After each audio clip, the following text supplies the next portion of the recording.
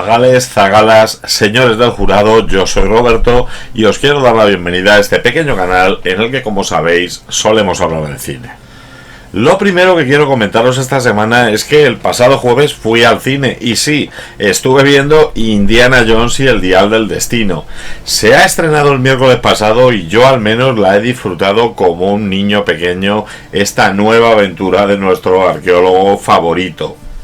Tras una escena inicial que es una auténtica maravilla, con un indio enfrentándose a los nazis al final de la Segunda Guerra Mundial y con un Harrison Ford rejuvenecido informáticamente, y la verdad es que tengo que reconocer que muy bien hecho, damos un salto al año 1969, a la llegada de los astronautas del viaje a la Luna, y con un Indiana Jones al que vamos a ver, pues bueno, de una manera muy crepuscular, jubilado, hecho ya pues un anciano respetable y dejándonos muy claro desde el primer momento que Indiana ya no está en su momento de gloria, incluso está un poco fuera de lugar.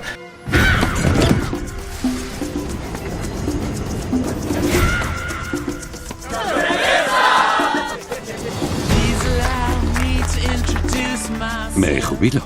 Todo esto cambiará cuando reciba la visita de Elena, interpretada por Phoebe Waller-Bridge, una chica que es su ahijada, es la hija de un amigo suyo de la época de la guerra que se obsesionó con el Dial del Destino, y a partir de ahí lo que vamos a tener va a ser pues auténtica película de Indiana Jones. Vamos a tener lugares exóticos, vamos a tener persecuciones, vamos a tener la necesidad de la ayuda de sus amigos, viajes por Túnez, por Grecia, por Sicilia, en búsqueda pues del Dial del Destino y de este legado de Arquímedes, el cual servirá pues como MacGuffin durante todo el film. Y a ver, yo tengo que admitir que a mí la película me ha gustado mucho. Es cierto que juegan mucho con la nostalgia, es cierto que van a jugar durante toda la película con los recuerdos de una generación que crecimos viendo a este arqueólogo enfrentarse a diferentes amenazas. Vamos a tener la aparición de Salah, vamos a tener la aparición de un personaje, un joven árabe, el cual en ciertos momentos nos va a recordar a Tapón, e incluso el personaje de Elena, al cual antes de ver la película mucha gente estaba asociando con una inclusión forzada y tal. Vamos a ver que no es un personaje forzado en absoluto, incluso va a haber determinados momentos en los que nos va a recordar a esa Willy de Indiana Jones y el Templo Maldito. El hecho de jugar con la nostalgia es algo que vamos a tener durante toda la película, así vamos a ir viendo diferentes escenas que nos van a recordar a fases de el Arca Perdida. Vamos a tener otras escenas que nos van a hacer acordarnos del Templo Maldito, pero va a estar muy bien hilada y no va a tener sobre todo sobrecarga de CGI, que yo creo que fue algo que penalizó mucho a la aventura de la Calavera de Cristal. Resulta un verdadero gustazo volver a ver a Salah, al igual que resulta un gustazo cuando aparece en pantalla nuestro querido Antonio Banderas interpretando a otro de estos aliados que Indiana Jones tiene en sus aventuras. Pero sobre todo hay que reconocer el mérito a los malos, los cuales van a parecer una amenaza constantemente, y sobre todo a Mads Mikkelsen, el cual realmente se ha configurado como quizás el mejor villano que hayamos visto en la saga de Indy. Bueno, con permiso de Belloc.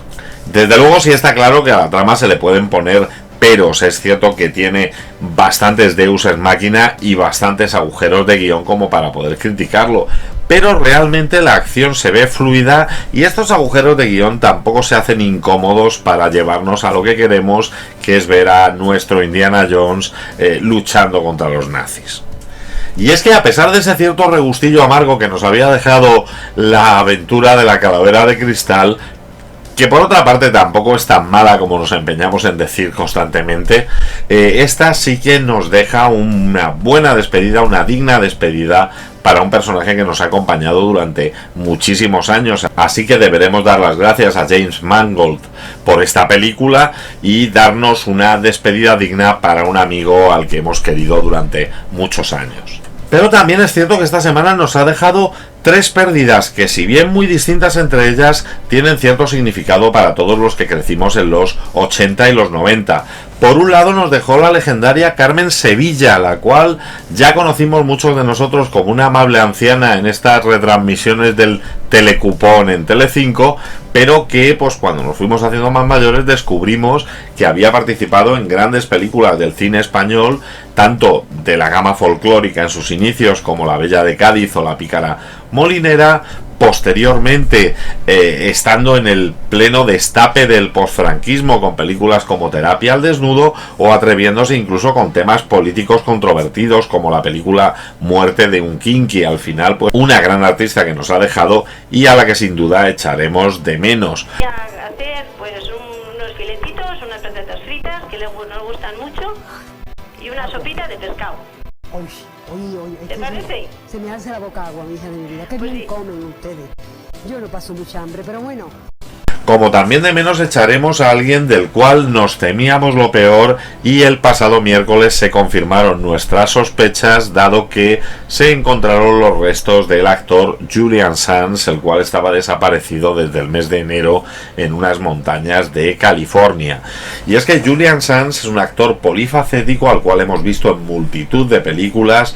De hecho tiene más de 150 entradas en IMDb, y desde sus papeles más clásicos en películas como Una habitación con vistas, pues la generación que crecimos en los 80, la generación del videoclub, le recordaremos siempre como Warlock el brujo, o como ese científico de la película Aracnofobia, aunque personalmente yo siempre tengo, cuando pienso en él, el recuerdo de su medium en la película Rose Red, basada en el libro de Stephen King. Pero bueno, cuando todavía no habíamos digerido la desaparición de estas dos grandes estrellas, hoy se ha unido la desaparición de Alan Arkin. Y es que este grandísimo actor, y de nuevo estamos ante un todoterreno que hizo multitud de películas y al que recordamos quizás en su época más adulta con películas como Pequeña Miss Sunshine o Argo, pero que también había participado en películas gamberras o incluso de género, y para mí especialmente siendo muy recordado por su interpretación en la película de Larry Cohen Full Moon High junto a su hijo Adam, e incluso últimamente le hemos podido disfrutar en esta tragicomedia junto con Michael Douglas llamada El Método Kominsky, que está disponible en Netflix y que os recomiendo. Una lástima la pérdida de esos tres artistas a los que sin duda echaremos de menos. Pero el hablar del método Kominsky también me recuerda que en las plataformas de streaming ahora mismo nos estamos encontrando con series que quizás no esperamos y nos sorprenden. Y eso es lo que me ocurrió a mí con una serie llamada Wu-Tang Clan An American Saga, que está disponible en Disney Plus.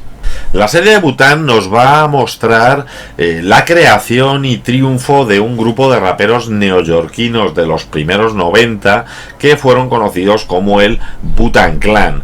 Así, en los diferentes capítulos vamos a ver pues cómo Bobby Diggs, que fue conocido luego como RZA, reunió a todos estos talentos, pues Ghostface, Method Man, Old Dirty Bastard, y construyó un grupo de rap coral que se convirtió en el más representativo de la época. Además, no solo por su música de hip hop, la cual sonó bastante, sino también por el hecho de, por un lado, lanzar una marca de ropa, la Wu-Wear, que de hecho incluso ha tenido hace poco un cierto recuerdo en la cadena Primark, y podemos encontrarnos ahora mismo por la calle con gente con vestimenta del Wu-Tang Clan, sino también por el tipo de rap que hacían, dado que además de usar el gangsta, que era el género que en aquel momento estaba más de moda, mezclaban en sus letras referencias a películas de artes marciales, referencias a toda la cultura del Shaolin e incluso referencias al ajedrez, lo cual era algo que era bastante llamativo en estos artistas. RZA, y eso se llega a ver bastante claro durante la serie, se convirtió en el líder de este grupo, y no solo por el hecho de ser quien les había reunido, sino porque fue el productor tanto de los discos del grupo completo del Wu-Tang Clan como el productor de la gran mayoría de los discos en solitario de todos los integrantes del grupo, incluso convirtiéndose posteriormente en productor musical de bastante éxito para otros raperos ajenos al clan. La serie me pareció muy buena, me pareció divertida, hace que empatices con estos chicos de barrio que poco a poco van alcanzando el estrellato, incluso que sufras con los dramas personales a los que se van enfrentando, incluso siendo consciente de que todo les va a salir bien porque esto sucedió hace 30 años. Pero hay algo que no se llega a ver en la serie, y es que Risa, unos años más tarde, se atrevió a dirigir una película, pero claro, esto es otro rollo.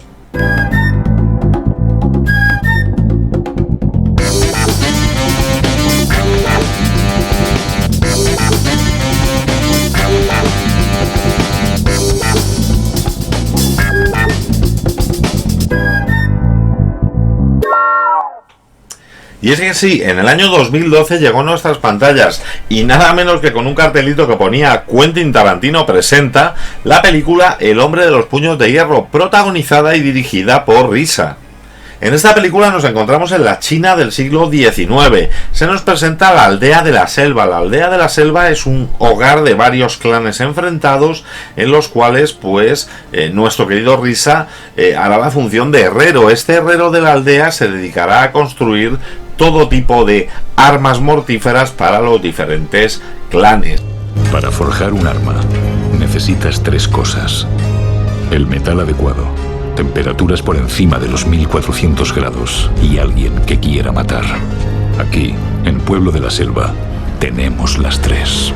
Esta función, este trabajo lo hace por dinero, y lo hace para realizar pagos a Madame Flor, la dueña del burdel local, donde presta sus servicios Lady Seda. Su amada y amante poco a poco va comprándole su libertad a Lady Flor, dado que lo que intentan es pues obtener su libertad y poder irse de la aldea. En ese escenario complejo nos vamos a encontrar como el gobernador de la región le encarga al líder de uno de los clanes, a León de Oro, la protección de un gran cargamento de oro que deberá pasar por la aldea. León de Oro es traicionado por sus hombres, y así León de Plata se convierte en el nuevo líder. Pero al ser informado Fen Ji, el hijo de León de Oro, este partirá hacia la aldea buscando venganza.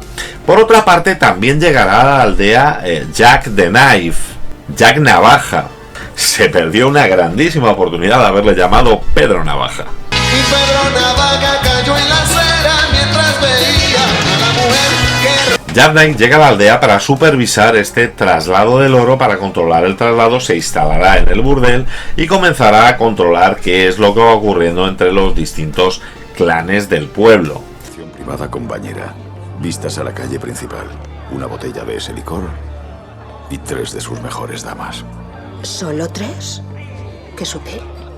Bueno, para empezar, no quiero parecer ansioso.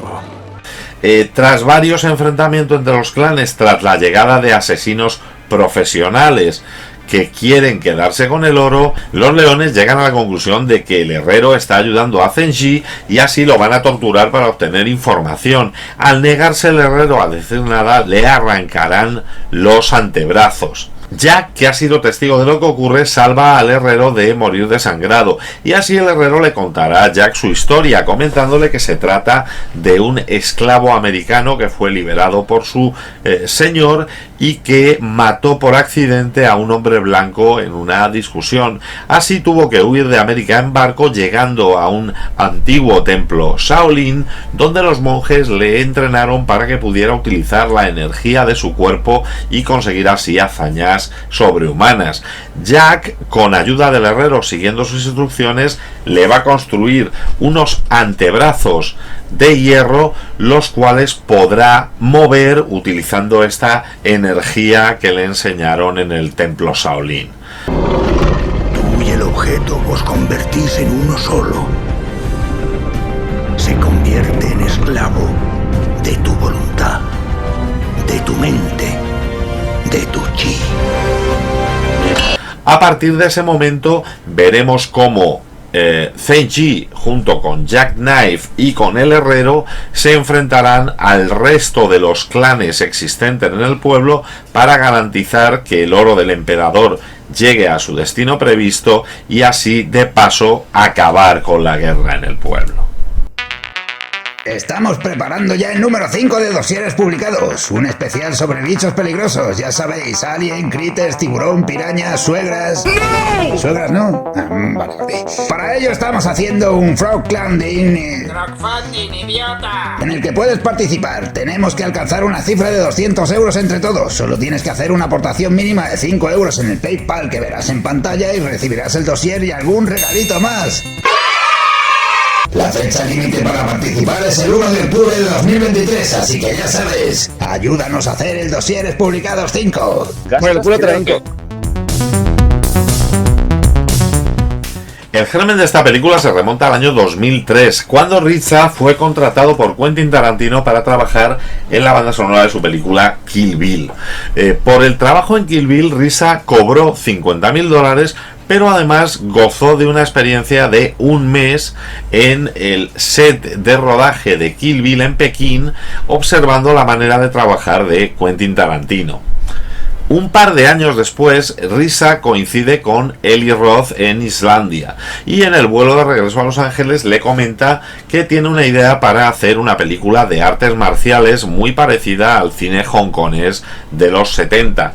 Eli Roth le dijo que le parecía una gran idea, pero que en el mundo de cine, si quieres que te tomen en serio, debes escribir un guión para poder presentárselo a los posibles financiadores de la película.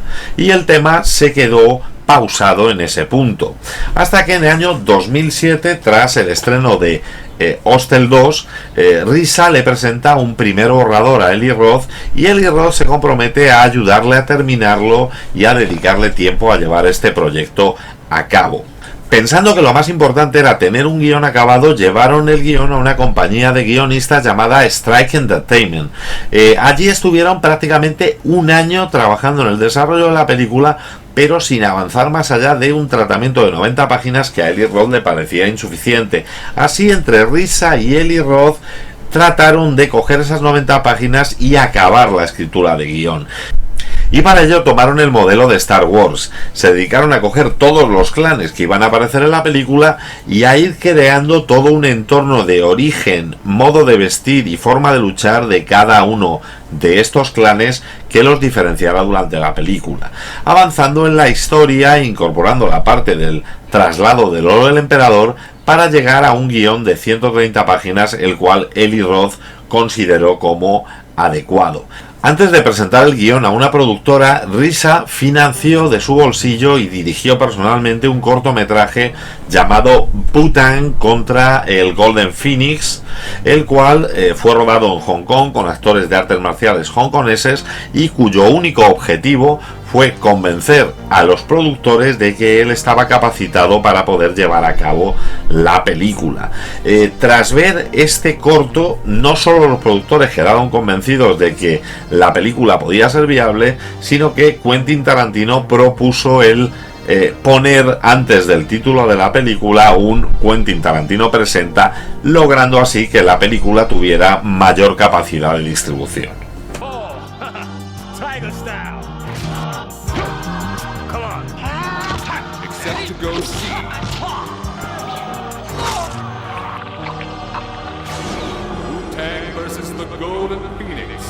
Y claro, teniendo el aval de Quentin Tarantino, la capacidad para completar el casting de la película se volvió mucho más fácil. Estaba claro desde un primer momento que el papel del herrero era un papel destinado para Riza, por lo cual se fue buscando otros actores que dieran vida al resto de personajes principales.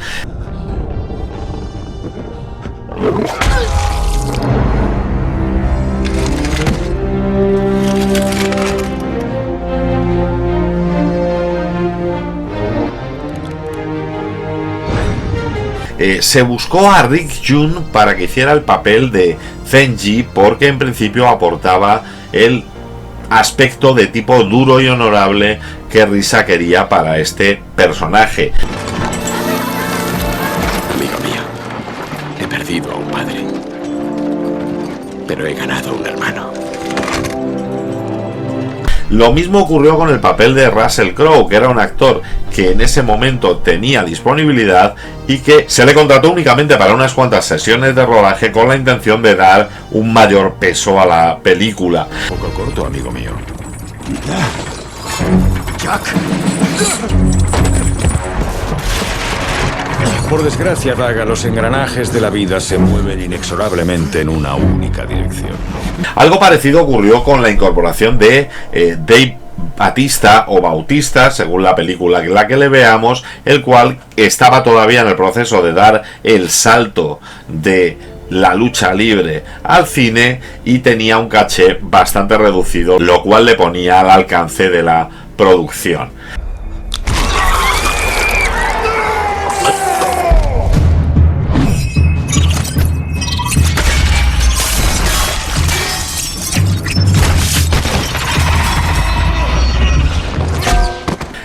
Lucy Liu, por otra parte, había tenido un buen trato con Risa en su estancia en el set de Kill Bill, habían cogido cierta confianza y aceptó hacer el papel de esta señora Flor, de esta propietaria del burdel en el que trabaja Lady Seda.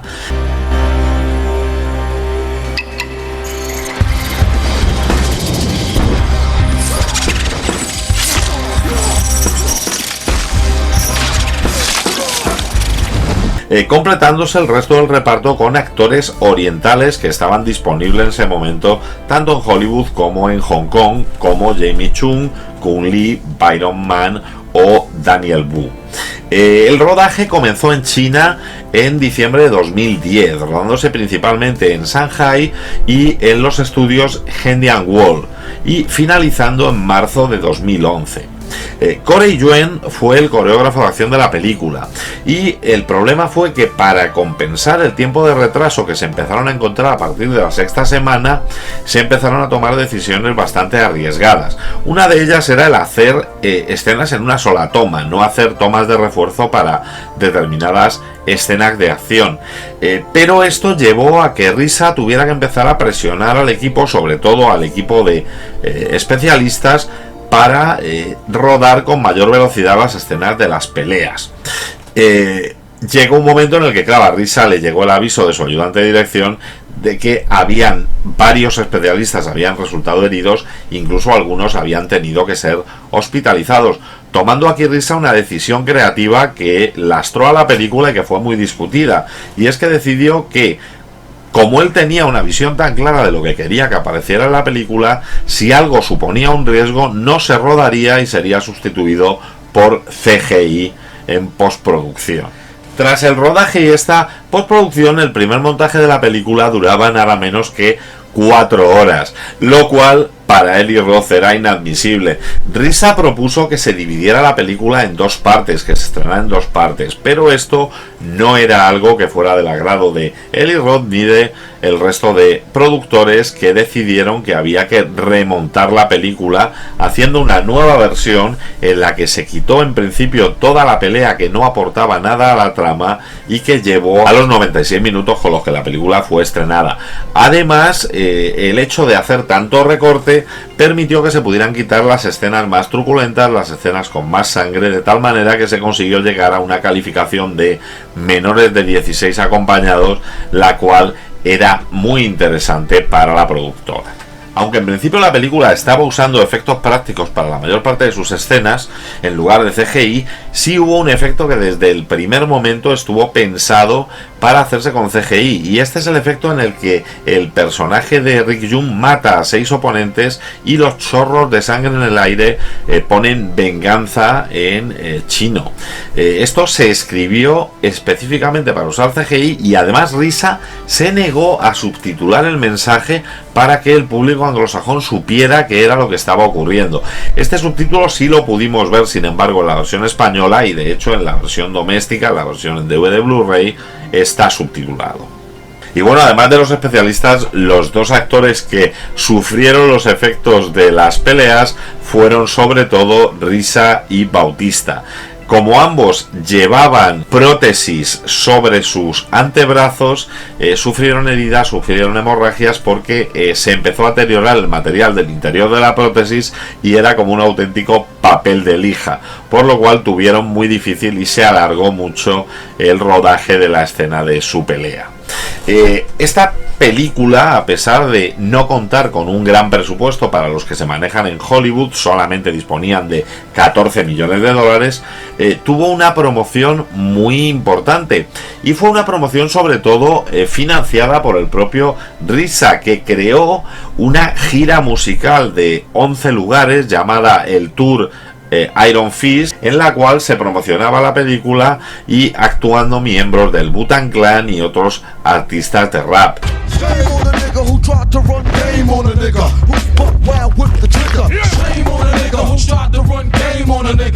Además patrocinaron los Best Hip Hop Awards del año 2012, patrocinaron el primer combate de MMA con la participación de Bautista en Classics Entertainment, y patrocinaron también el lanzamiento del videojuego Assassin's Creed 3. Además de ello, y un poco en búsqueda de su origen o en búsqueda de lo que le gustaba hacer en sus tiempos jóvenes, RZA realizó una serie de acciones encaminadas directamente a determinados colectivos demográficos minoritarios. Por ejemplo, hizo una sesión en el Museo de Historia de las Artes Marciales de Burbank, que es un museo que es principalmente hispano, regentado por hispanos y enfocado a un público latino, en el cual se publicó la película doblada al español. También se hizo otra sesión dirigida al público afroamericano a través del canal de YouTube del rapero Snoop Dogg.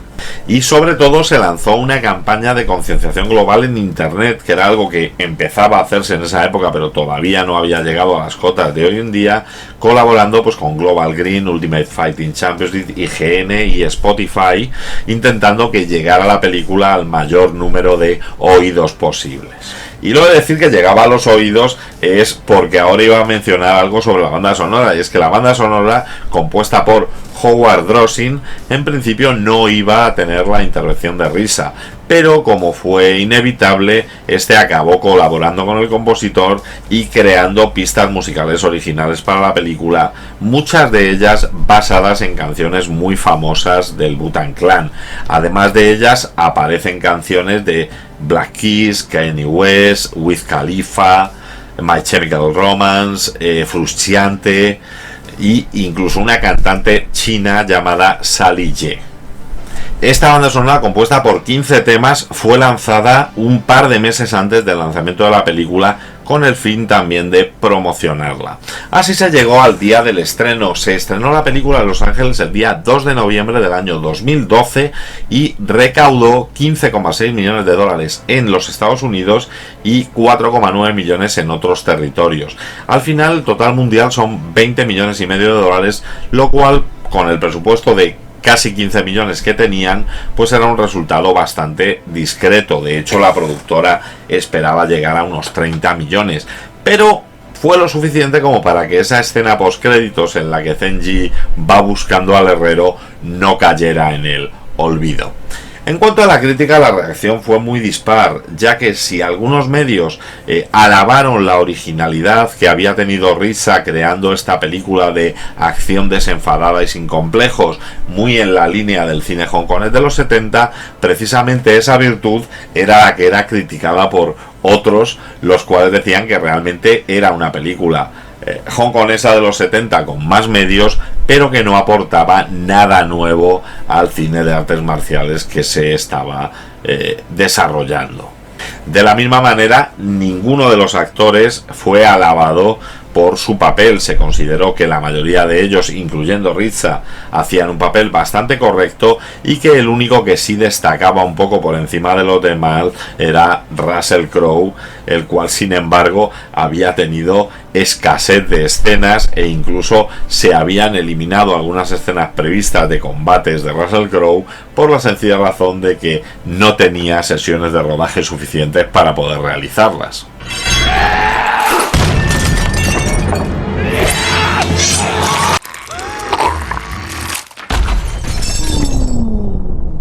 ¡Me llamo Mr. Navaja! En Rotten Tomatoes, en el tomatómetro, la película tiene un 51% de aprobación con un 40% de nota del público. En IMDb tiene un 5,1 sobre 10. Es decir, el público no considera tampoco que sea una gran película, la dan un suficiente raspado. Solamente 6 meses después del estreno, la película fue lanzada en formato doméstico en DVD. El formato DVD, al igual que el formato Blu-ray, incorpora algunas imágenes de rodaje e incorpora un par de documentales sobre la producción de la película y sobre el modo de dirigir de Risa.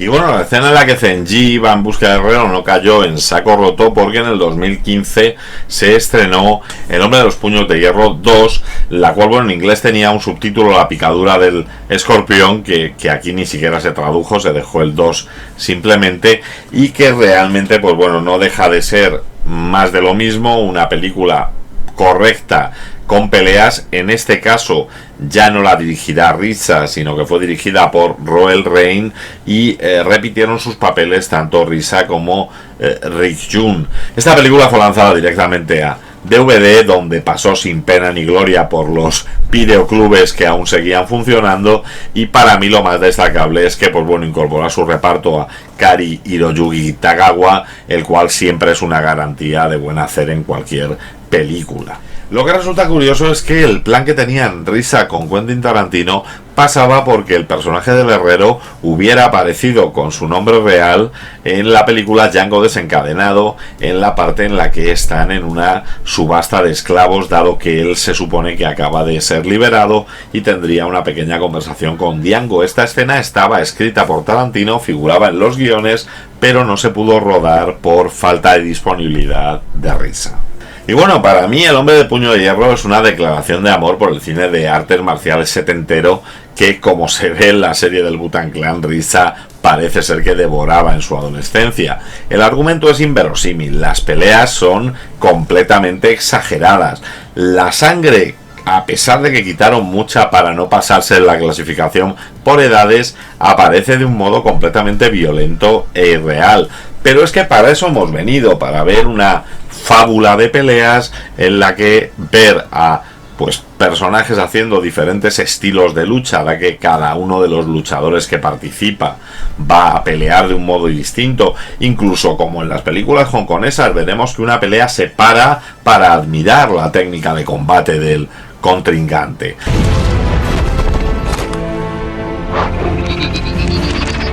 El estilo tigre. Creía que vuestro clan se había extinguido. Mi clan se ha extinguido. Las armas son brutales, los estilos de lucha también, la ambientación espectacular, y el argumento, pues bueno, el argumento tampoco tiene tanta importancia, ¿no? Una película divertida que nos da 1 hora y media de evasión sin complejo ninguno, y que, bueno, a mí me parece entretenida. ¿A vosotros qué os parece El hombre de los puños de hierro? ¿Es una película mala o mola? Ponedmelo en la caja de comentarios. Si os ha gustado el vídeo, dadle al like. No me había divertido tanto desde que protegimos la corona en Macao. Suscribíos al canal para más contenido como este, y no dejéis de pasar por la sección Canales que me enrollan dentro de mi canal, donde encontraréis a compañeros que hablan de cine, incluso a veces mejor que yo. Y como siempre digo, parafraseando a Typical, en el próximo programa hablaremos del gobierno. Muy bien, amigos, se acaba la semana, los domingos por la tarde aquí partimos pana. ¿Te lo has pasado bien? ¿Aún te quedan ganas? Roberto te cuenta más movidas raras. Esto es otro rollo, ahora a la cama, a dormir, a ver cine o haz lo que hagas. Dentro de 7 días otra pasada con más pelis guapas para analizarlas. Esto es otro rollo, verano, invierno. Esto es otro rollo, aquí siempre despierto. Esto es otro rollo, lo estás sintiendo. La semana que viene hablaremos del gobierno.